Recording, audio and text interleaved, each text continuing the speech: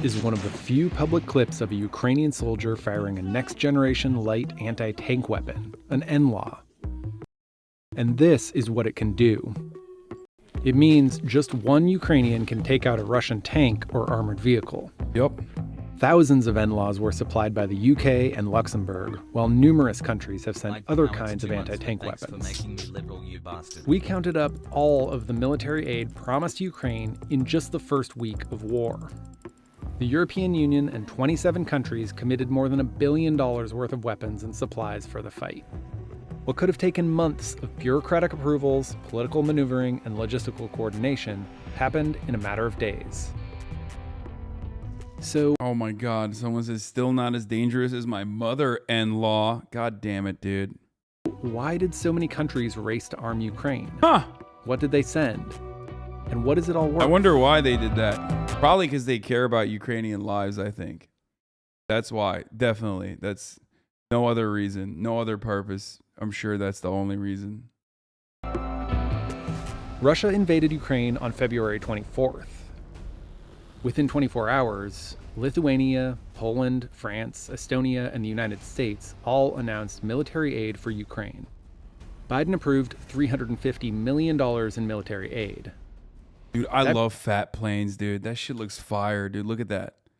Biden approved $350 million. Why did Russia supply weapons to separatists? Why do you think? It's literally, dude, what Russia supplying weapons to separatists is a one-to-one comparison with what NATO countries did to Ukraine against Russia. It's literally, if you can understand why Russia gave weapons to separatists in a proxy war, okay, then you can totally understand why NATO supplied weapons to Ukraine in a proxy war against Russia. Yeah, it's the exact same thing. That's precisely what's going on. Also, God, look at that big ass fucking plane, dude. It's so sick. That was his point, dude. Lol. No, I know, but I agree with that. $1 million in military aid. That became the largest single transfer of arms. Sorry, but this is not the same. What? Why? What do you mean? The goal is 1,000%.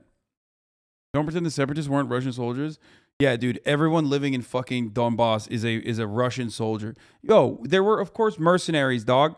Of course. Okay, little green men. I know. I agree. Yes, of course there were fucking mercenaries. What do you think the CIA was doing? Do you think that, like, why were there Ukrainians training in Canada? Have you ever thought about that? Like, what do you think was going on there? It's literally a one-to-one comparison.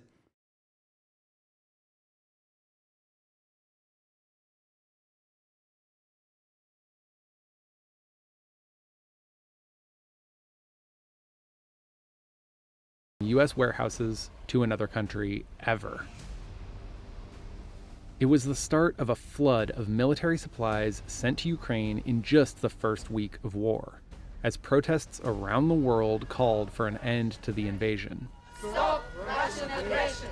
And the internet erupted over claims that the U.S. offered a different kind of help to Ukrainian President Volodymyr Zelensky, the chance to be evacuated. Zelensky reportedly answered, "I need ammunition, not a ride." On February 26th, 10 more countries announced they would send aid, including... Not the same because Crimea annexed by Russians and even Donbass exploded because of Russian forces leak in Ukraine. What?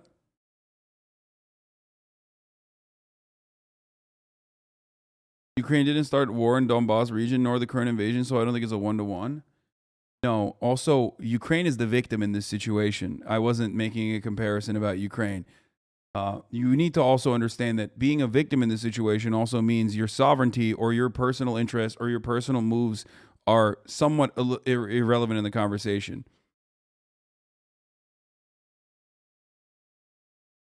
That's the unfortunate reality here is that, yes, Russia took advantage of separatist interests in the region, totally fucking beefed them up, legitimized them, okay?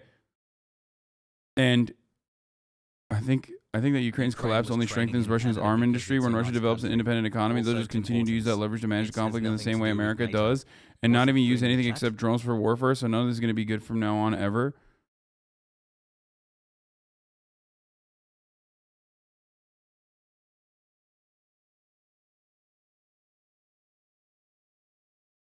This is the I mean, I don't know enough about Russia's defense industry. I'm gonna be honest with you. I don't know.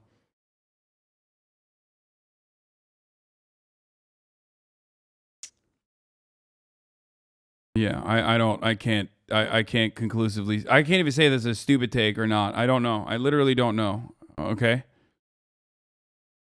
What I do know is that Ukraine is fucked. Ukraine is fucked from the jump. I am from Ukraine. Wait, what? Oh, come on. Dude, I can't believe you just banned a very definitely, very clearly Ukrainian chatter, dude.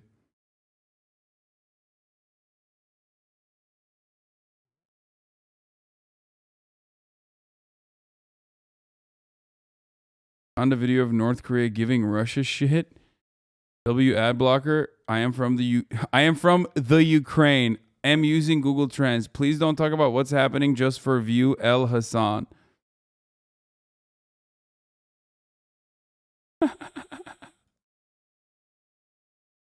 Come on, bro. We gotta unban him. We gotta see what else he's saying. I need to hear what this man who's clearly from Ukraine is saying. Stinger missiles, helmets, machine guns, and fuel. Many shipments broke countries' long-standing traditions of not sending weapons to active war zones. Berlin reversed course to send 1,000 anti-tank weapons and 500 surface-to-air missiles. On February 27th, 6 more countries announced millions worth of military shipments, including 5,000 anti-tank weapons. By the 5th day, a Russian military convoy was headed directly towards Kyiv.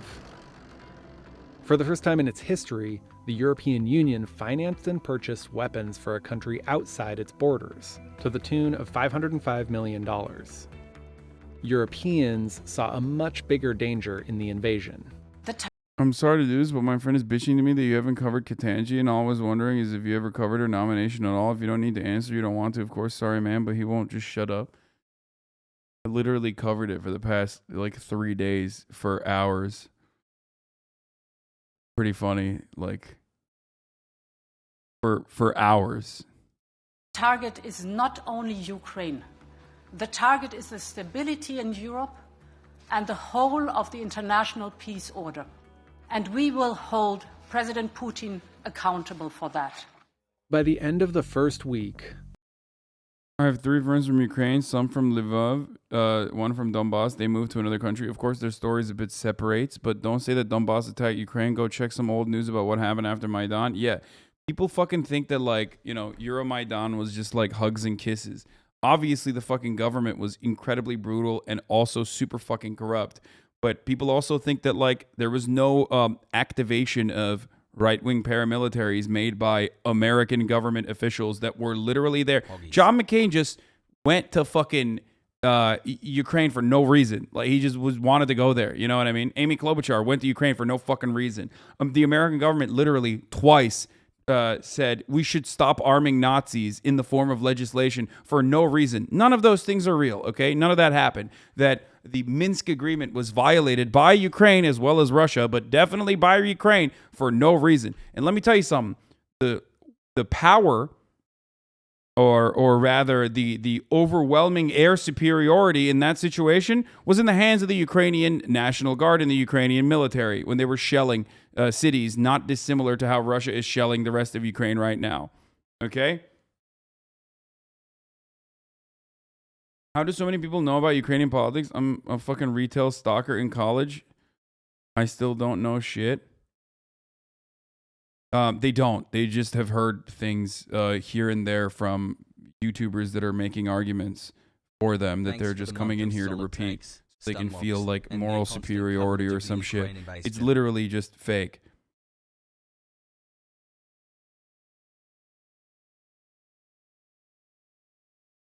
the US and NATO had sent more than 17,000 anti-tank weapons, like this Swedish-made AT-4.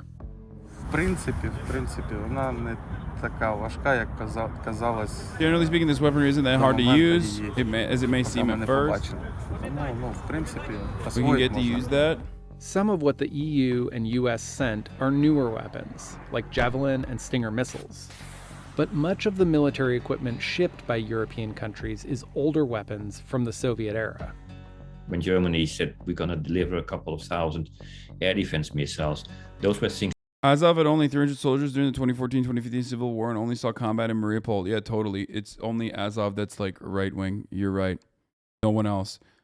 You know, even then it's like, yeah, they only have 300 people, and even then they've only admitted to 10% of their forces being Nazis, which is like a wild thing. There was a BBC News article that I was watching that came out yesterday defending the Azov Nazi stuff, and it blew my fucking mind. I was like, this is completely psychotic that they wrote this. Like, I cannot fucking believe that they just straight up out loud are like, yeah, well, technically they admitted that only 10 to 20%. Adam something posted a 40-minute video about how Gravel lies about Azov, so a bunch of Euro sock dems might come in here being fucking annoying. Dude, I'm sorry to say this, but, you know, Europeans and fucking being secret crypto neo-Nazis goes hand in hand sometimes, okay? Europe and pro-NATO Europeans being a fucking fan of Nazis or running defense for Nazis is not exactly news to me, okay? Holy shit. Also, Adam something, look, I know he's got some good videos on fucking, you know, engineering stuff, but deeply, deeply fucking frustrating to constantly, you know, have this conversation, especially when it's literally an ex-alt-right guy who was a Nazi until like literally a fucking year ago, okay?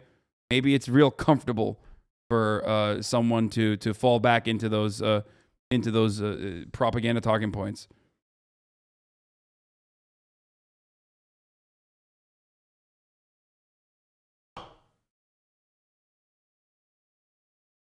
That is a straight up fucking red line for the record, okay? That's completely unacceptable.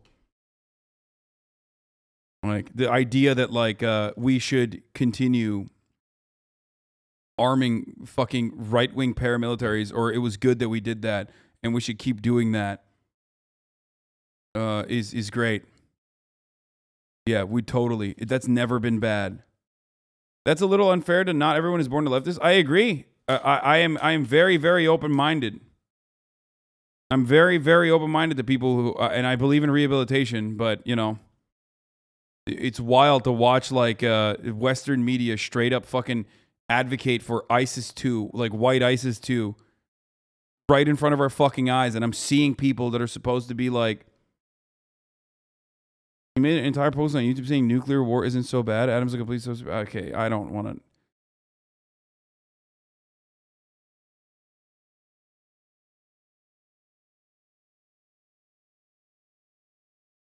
Jesus Christ, dude. I mean, I hyped him up a lot in the beginning. You guys are crazy. Like,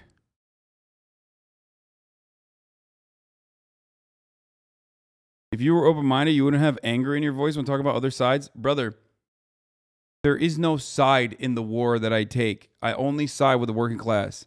But there is one fucking aspect that I do not abide by, or one aspect of any kind of war that I do not agree with, and that is Nazis. Okay, that's it. It's pretty simple. Okay, that's what I care about, the Ukrainian people. Okay, first and foremost. And I also recognize that when you have a fucking country that is about to be flooded with a bunch of right-wing psychos undermining their influence and making it seem as though they have no fucking power whatsoever, is doing their bidding. Of course I'm going to be angry at that. Things which they had inherited from the GDR. So these are things which are 30 years old or more. It's something of a benefit, since Ukrainian troops were largely trained on Soviet-era weapons. At the end of the first week, Russian forces had seized a city in the south, but Ukrainians were holding on to the capital. He thought he could roll into Ukraine and the world would roll over. Instead, he met with a wall of strength he never anticipated or imagined. In the months leading up to the current conflict, the United States sent military equipment in anticipation of prolonged street fighting. 3 weeks after Russia's invasion, the U.S. promised Ukraine another $1 billion in weapons and supplies. The U.S. also announced... Like, can you imagine if I was like, yeah, you know, the Wagner group are Nazis, like, you know, well, technically they're not actually Nazis. It's just the guy was a big fan of Wagner as a composer. And, you know, he just likes the aesthetics of the swastika. And that's why he has the tattoos, you know, on his body. And also, like, they're not even, like, comprised of the entirety of the Russian military. They're just a private... They're just a fucking, you know, private military contractor that's being used. It's not that big of a deal. Like, who cares if he has, like, a swastika on his chest? Because that's what you fucking sound like when you do this for Azov, okay? That's literally what you're doing. The best thing to hope for is those fucking Nazis meet at the battlefront and they both die, okay? That's the best thing you can hope for. You just sit back, no civilians get touched, and those two fucking shitheads fight each other and die collectively together, okay? It's insane. This idea that, like, oh, yeah, they're just like, you know, they have Nazis too. Okay, fuck them. They should also meet the same fucking end. $6.5 billion in military spending on the crisis, which includes sending more troops to Europe. There were already 9,000 U.S. troops stationed on the Polish side of the border, and other NATO members have doubled up on troops in Eastern Europe. It's a significant show of strength from a bloc of allies. Poke made a rap on a beat while you were ranting about Euro sock dems. They admitted that only 10 to 20%. Adam something posted a 40-minute video about how Gravel lies about Azov, so a bunch of Euro sock dems might come in here being fucking annoying. Dude, I'm sorry to say this, but, you know, Europeans and fucking being secret crypto neo-Nazis goes hand in hand sometimes, okay? Europe and pro-NATO Europeans being a fucking fan of Nazis or running defense for Nazis is not exactly news to me, okay? Holy shit. Also, Adam something, look, he's got some good videos on fucking, you know, engineering stuff, but deeply fucking frustrating to constantly, you know, have this conversation, especially when it's literally an ex-alt-right guy who was a Nazi until, like, literally a fucking year ago, okay? Maybe it's real comfortable for someone to fall back into those propaganda talking points. This is what I should be doing. I think this is how I can get my message across with clarity. Whose history helps explain how this we gotta run this back. conflict in military spending on the anticipation of prolonged street fighting. Okay. 3 weeks after Russia's invasion, the U.S. promised Ukraine another $1 billion in weapons and supplies. The U.S. also announced $6.5 billion in military spending on the crisis, which includes sending more troops to Europe. There were already 9,000 U.S. troops stationed on the Polish side of the border, and other NATO members have doubled up on troops in Eastern Europe. It's a significant show of strength from a bloc of allies whose history helps explain how this conflict was sparked in the first place. NATO, or the North Atlantic Treaty Organization, formed after World War II. 12 countries banded together to counter the Soviet Union during the Cold War. It was a mutual defense pact. Attacking one NATO country meant attacking all of them. Ukraine isn't a part of NATO, but after the fall of the Soviet Union in 1991, what else did they gave do? Up thousands of nuclear weapons in exchange for a guarantee of security by the US, UK, and Russia. Starting in 1999, NATO brought in countries that had been part of the former Soviet... Wait, hold on. Let's run that back real quick. So that's really interesting. They're talking about, like, you know, all these countries, right? All these countries, which, of course, Germany included after. I wonder who were, like, the militarized groups in said countries that would have an anti-communist point of view. You know, because this is like the aftermath of World War II. Who had military capabilities or militant attitudes towards the motherfuckers that literally liberated them? I wonder who in these countries. Just think about it for a second. Just literally think. I'm just asking you to think for 1 second. For 1 second, who in these countries, and I'm not talking about Great Britain because, like, they were on a fucking fuck communists POV from the jump, but you know, because despite Stalin's numerous attempts at consolidating power with the West ahead of time in the buildup to World War II, those cries kind of fell on deaf ears. Remember, everybody that says like Molotov-Ribbentrop or whatever are fucking pieces of shit who are telling you an ahistorical approach. But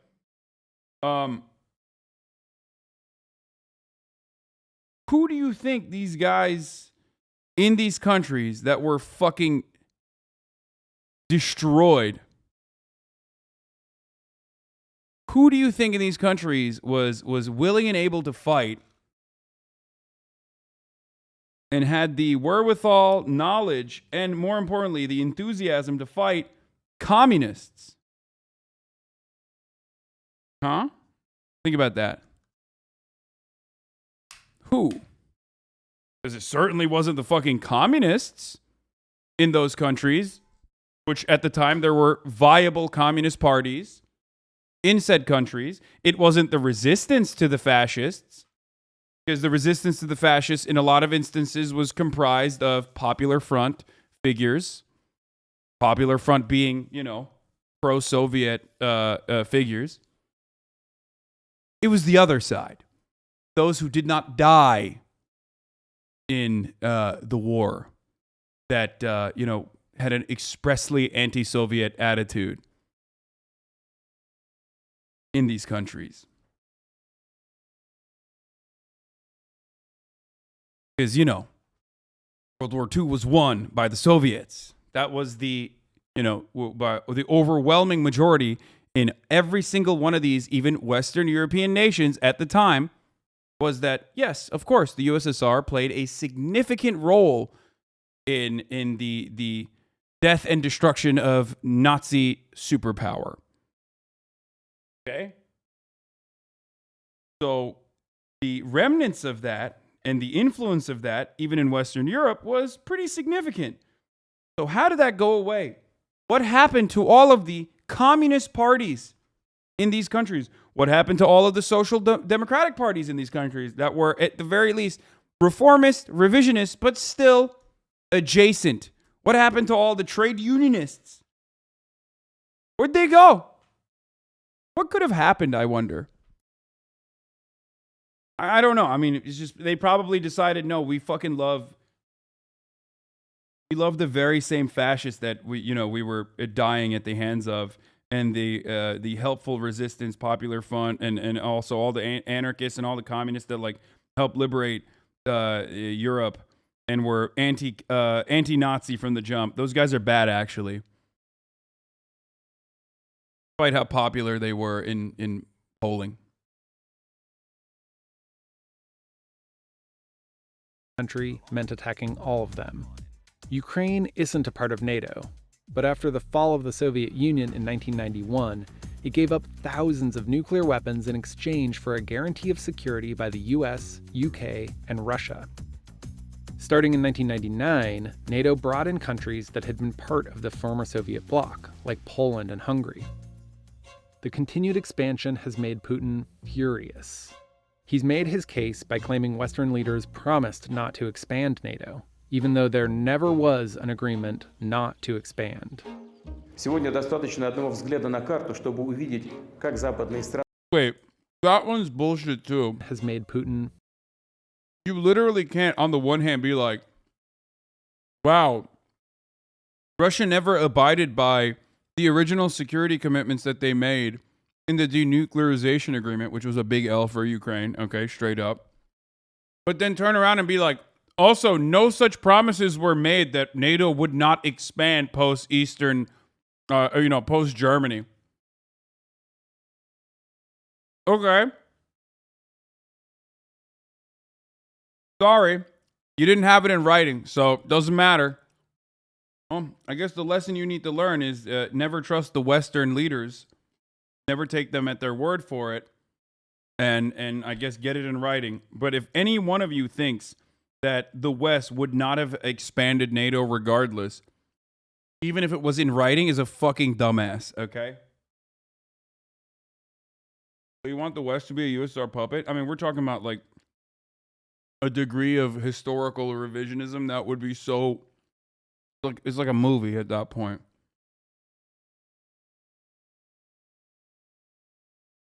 I have no idea what that would look like. Furious. He's made his case by claiming Western leaders promised not to expand NATO, even though there never was an agreement not to expand. Сегодня достаточно одного взгляда на карту, чтобы увидеть, как западные страны сдержали обещание не допустить продвижения НАТО на восток. Попросту обманули. Мы получили одну за другой 5 волн расширения НАТО. And back in 2008, after NATO's Secretary General promised Georgia and Ukraine that they could one day become members, Putin invaded Georgia. 6 years later, he annexed part of Ukraine and has since demanded that Ukraine be blocked from ever joining NATO. Мы четко понимаем, что при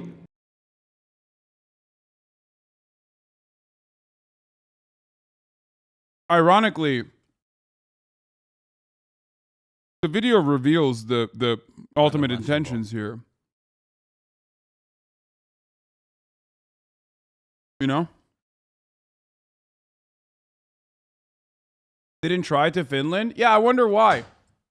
Perhaps it was like, perhaps because George W. Bush didn't say Finland should join NATO. He just said Georgia and Ukraine should join NATO. Why would Finland not join NATO? Or why would that not matter? Why would George W. Bush's opinion on Finland not matter? Because Finland is a fucking European country that is better developed than Georgia and Ukraine. So they couldn't fucking manipulate Finland in the same way that they could with security assurances and lie to them and act like they're going to fucking defend them. Okay? That's why. Like, can you imagine being in Georgia and thinking you're going to be in the EU? Can you imagine being in Turkey and thinking that you're going to ever be in the EU? I can. I grew up in that fucking country, okay? I know what it's like. They just dangle it in front of you. They're like, come on, you're going to join the EU. It's going to be fucking sick. Never going to happen. You're a psycho if you think that. I mean, it's not. It's sad. It's sad to think that it's going to happen, but it's just not going to happen. That's what they do, though. From ever joining NATO. Мы четко понимаем, что при подобном сценарии уровень военных угроз для России кардинально, в разы повысится. Hold on. Biden has said, sorry, I missed all the fucking Georgia. 6 years later, he annexed part of Ukraine and has since demanded that Ukraine be blocked from ever joining NATO. Мы четко понимаем, что при подобном сценарии уровень военных угроз для России кардинально, в разы повысится. Biden has said that the U.S. would fight back if any NATO country was attacked, but that U.S. troops will not enter Ukraine. So, without NATO troops or air power, can this military aid turn the tide? Ukraine's military spending was roughly 1/10 of Russia's in 2020, and their military counts 209,000.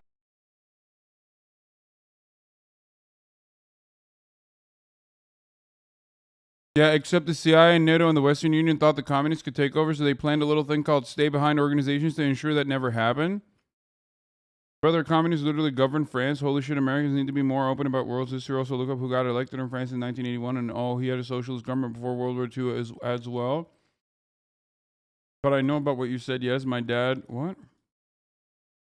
Helped the CIA, which is ironic because he was a Trotskyite. Oh. That isn't ironic that your Trotskyite father helped the CIA.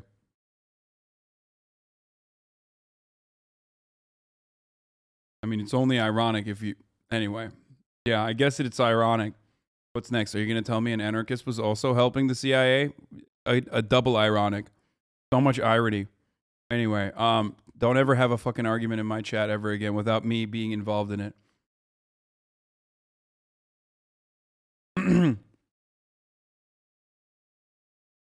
That's crazy.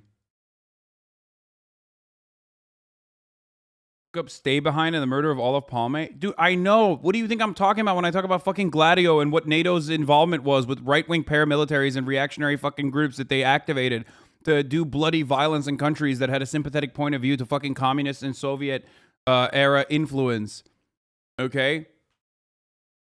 What do you think? That's what I'm talking about. That is what it is. That is what I'm referencing when I say who do you think had like military capabilities or at least army training at the time? It's and a lot of fucking opinions about or demonstrated anti-Soviet sentiment. 1,000 active members, less than a quarter the size of Russia's armed forces. The tank war is also uneven. That's why Javelin and NLAW missiles have become such an important part of the war. And Russian tanks have serious problems dealing with these things. So you run around in Russian tank units, you will think, where are those javelins and when are they going to hit me? Ukrainians have used them to destroy numerous tanks and armored vehicles so far. But it's in the air where Russia truly dominates. Russia has more than 1,500 jets to Ukraine's 100, and that's what makes Stinger missiles so crucial. It's a surface-to-air, shoulder-fired weapon that can take down low-flying fighter jets or attack helicopters. But Stingers can only do so much. Ukrainian President Volodymyr Zelensky asked NATO for a no-fly zone, something NATO rejected completely. І зараз я повторюю знову, якщо ви не закриєте наше небо, то це лише питання часу, коли російські ракети впадуть вже на вашу територію, на територію НАТО, на домівки громадян країн НАТО. But to enforce a no-fly zone, NATO would have to fire on Russian planes that violate the zone. This video is actually not bad. I mean, it's still biased, but like, it's not bad in describing a lot of this shit.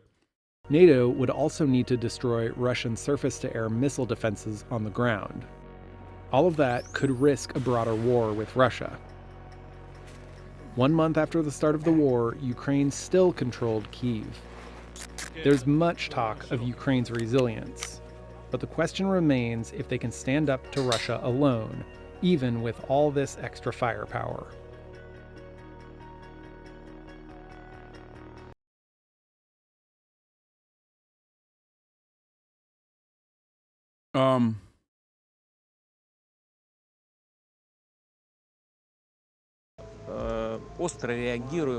Why do we react so vehemently to NATO's expansion? This was when he was talking to Oliver Stone.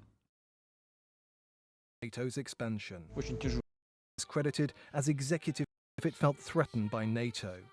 Putin